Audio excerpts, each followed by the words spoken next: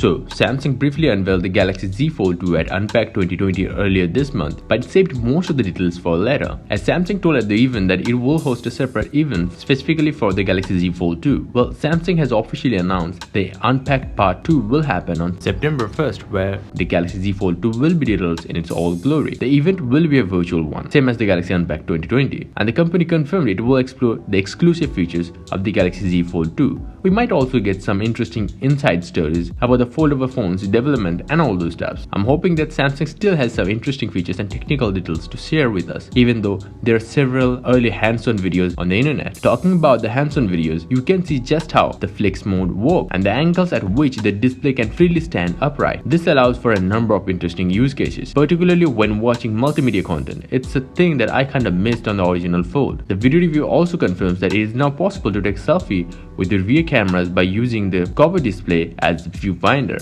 a very useful feature. Flex mode in the camera app has two ways of operating, depending on whether the Galaxy Z Fold 2 is held in portrait or landscape mode. In portrait mode, the viewfinder is shown on the right half of the screen, while the last photo you captured is shown on the left half. In landscape mode, the lower left half accommodates both a preview of the recently taken photo as well as the camera controls. You can also make flex mode work inside Samsung messages and all those stuff. You will be able to see all your message threads on one half of the screen, and the other half will be for the selected conversation. Samsung has improved the software a lot. Multi-window looks so much better now. So does the UI response when the handset is being used in flex mode, more like an iPad, even though you can't flex the iPad.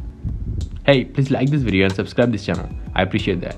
Anyway, Samsung was the largest smartphone brand in the world with a market share of 18.5% in Q2 2020.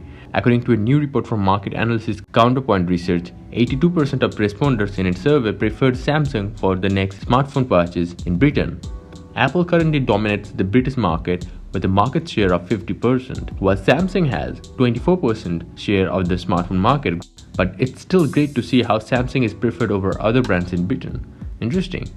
Well, the Galaxy Buds Live have been an instant hit in South Korea, together with the Galaxy Watch 3 series. Samsung's third take on the wireless earphones also offers clever design as well as active noise cancellation, Bluetooth 5.0, 8 hours of battery, and quick charge support. The Galaxy Buds Lives originally launched in Mystic Bronze, Mystic White, and Mystic Black color. The South Korean wireless carrier KT announced a bright red variant of the earbuds. Looks gorgeous. Anyway, if you want to see more episodes like this, just hit the like button, please do subscribe or watch my other videos. Bye and take care.